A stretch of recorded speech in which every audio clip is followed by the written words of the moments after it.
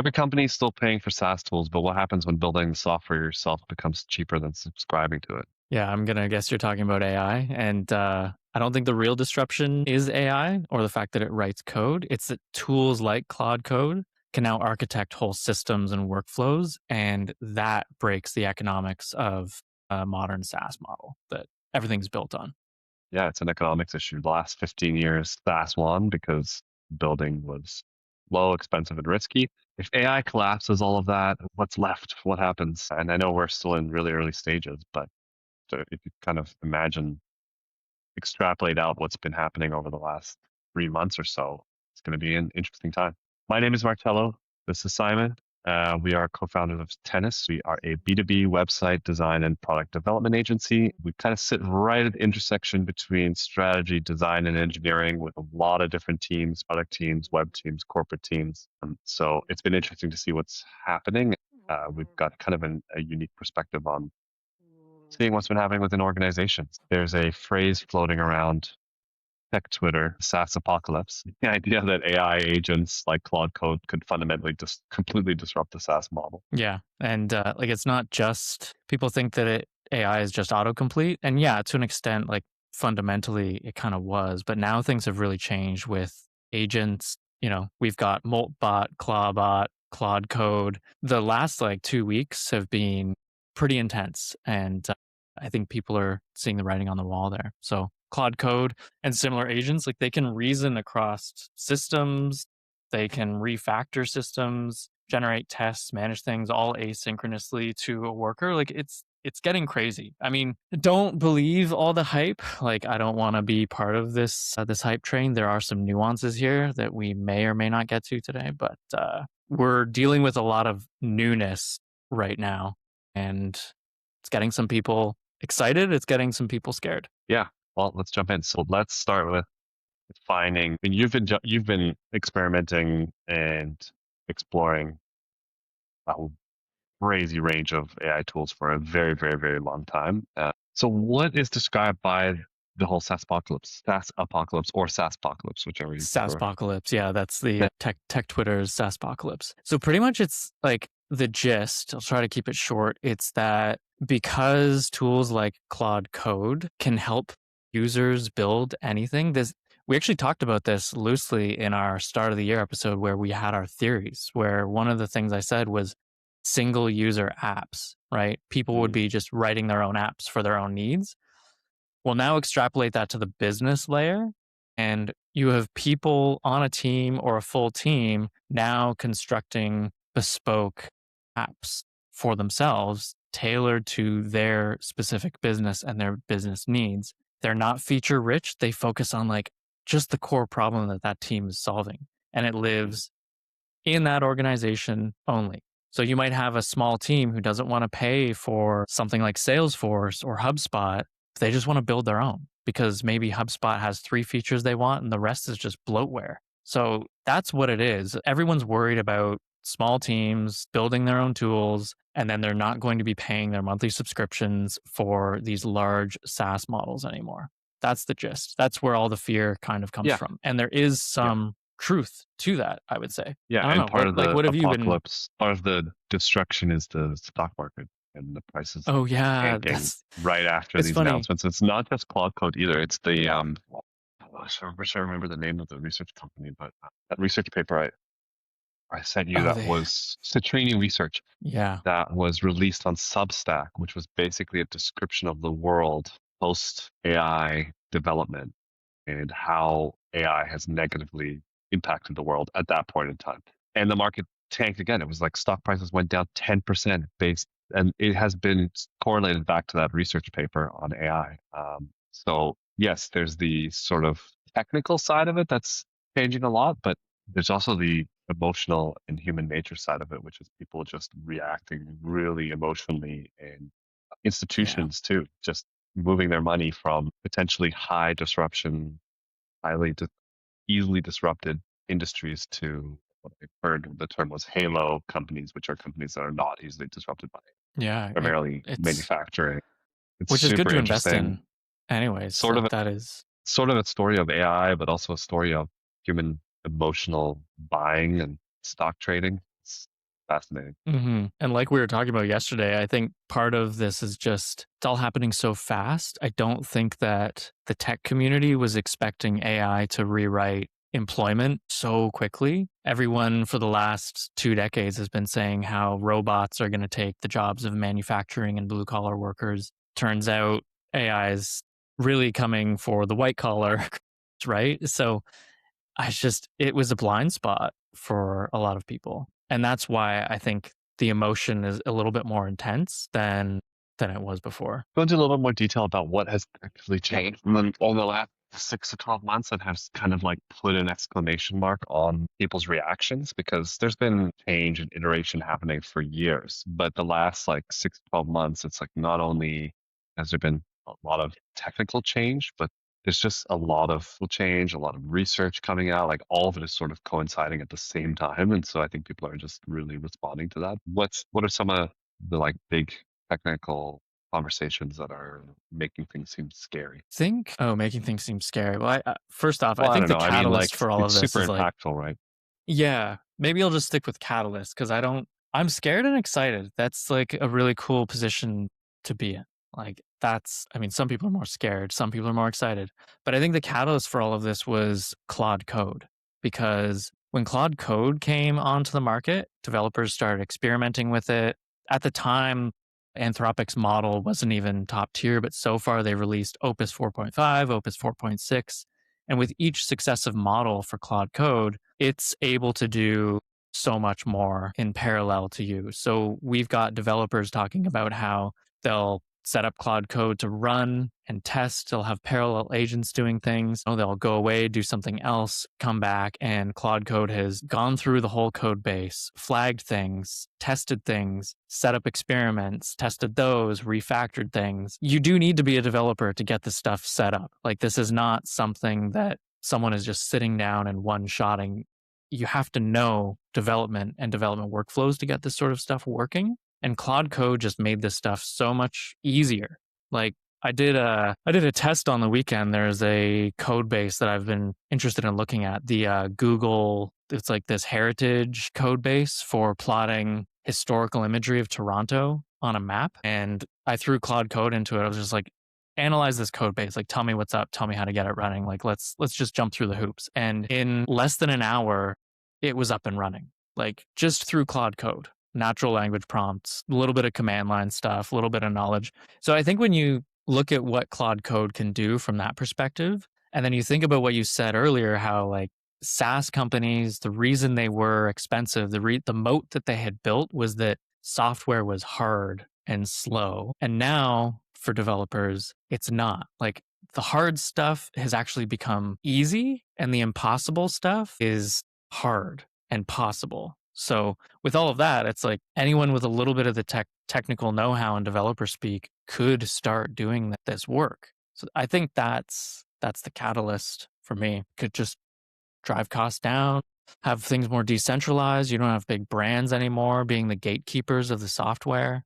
Or like Deal. So, think about from your perspective, how many tools do you use on a day-to-day basis where you actually only use like 2 or 3 features in? Like, oh yeah, from your totally. I mean, there's perspective. also tools like recently, and I've used for the last couple of weeks. There's been a lot of just person. I mean, I'm not a business. I kind of like to frame the conversation from B2B because I think that's interesting. But from just a consumer perspective, there's so much stuff that I'm doing in my personal life that I'm like researching. How do I just make that more of like a vision? Yeah. And But if everyone starts doing that, I mean, that's a lot of self-serve versus having to potentially pay, a monthly subscription for the rest of your life to do something that is pretty simple, especially like you said, if you're only using a couple features. yeah, totally. I think there's a couple things you just made me think of too. So first off, like ChatGPT is very, I would say, consumer level. Like, if we want to Yeah. compare the two, Anthropic is really, they're nailing the business layer. And not to make it political, but like, they're doing all the right things. They said no to ads when ChatGPT said, let's put ads on our network, right? They said no to the US government when every other AI company said yes. Like, they are putting a stake in the ground and really drawing a line around what is acceptable within this domain of technology. But even from a user experience perspective, Claude has figured it out. Claude Cowork, Claude Code, even the chat, the user experience alone is so far beyond what ChatGPT has. I would be putting all of my bets on Anthropic because ChatGPT has been floundering. They released Yeah. Sora, which we talked about. Like they built a Mhm. social media network for AI slop. Claude has just stayed in their lane, focused on B2B. They do some really cool things, but Yeah. it's a business tool at the end of it. ChatGPT is consumer. But what's interesting here is the numbers of like adoption. Adoption for AI is actually shockingly low. And this is a big problem for the AI industry in general. And I was talking to an engineer yesterday, and he gave me probably the best metaphor that or analogy I've heard. He said, like, think of color TV, color broadcasting. When color TV first came around, the percentage of people that actually had color television in their homes was like 0.1%, or I think Mhm. even lower. Time magazine called it the biggest industrial flop in history in 1956. And it took 20 years for enough people to get color TV in their home where it was actually meaningful. So Yeah. I think all of this like doom and gloom is assuming that everyone is doing it Oh en yeah, masse. totally, But they're totally, not. totally. They're really not. Like I talked to Yeah. my friend group and I am a power user of all the AI tools in my friend group. Everyone else, like they're using Gemini to plan travel. They're using Yeah. ChatGPT to help them with their employment agreements. Like it's whatever, right? No, totally. Yeah, I was thinking the same thing when that Citrini research paper came out, and I was like, even if that was, which I don't really agree with the picture that they painted. I think people just think this, or at least people are talking about it like it's going to be instant. But the adoption alone is just going to take so long. It's going to be incremental increases in. I mean, it's been a total assumption. No, But like you're we so talked right. about in previous episodes about OpenAI, I think it was OpenAI created the forward deployed engineer, and that's purely because adoption is just not happening. Like these companies are not implementing AI workflows in a meaningful enough way that OpenAI does not need to control that process, right? So now that's why they're implementing forward deployed engineers, which is basically like an on-site consultant to help you actually build and operate these workflows and applications because companies just aren't doing it. No, Adoption is yeah. always so much harder than everything else, and it's so much of just a human problem versus it's so much harder to solve, I think, than some technical issues. Yeah. And you're talking about business and enterprise adoption. Now think of the consumer level. Like it's Totally. pretty much non existent, Yeah, right? especially when like the application UX is just non-existent. Like it Okay. really needs to be a lot easier for people before you get some sort of mass adoption. I was just going to say, like, I think this is a bit of a wake up call for SaaS, though, because there are some other variables at play here. I've seen some market shifts where new products are taking a little bit more of a like less is more approach to features, where they're saying, let's only work on core features. Let's be as lean as possible and actually deliver value. So we have these light products coming around. Mm. And then you look at these monoliths or behemoths like HubSpot and Salesforce, and they are just the feature bloat sprawl is insane. So people are tired of that. They want these smaller, more specialized tools, Yeah, and they're yeah, either going to find it from a developer who's built it for them, or they're going to build it themselves. So I do think it's a wake up call for SaaS to get a little bit more serious with how they build features in and who those features are for and how they sell, and just how bloated their platforms are. They might even have to start offering reduced pricing, right? So yeah, I don't yeah. know. It's true. A lot of the new SaaS products are very targeted in what they're helping you achieve.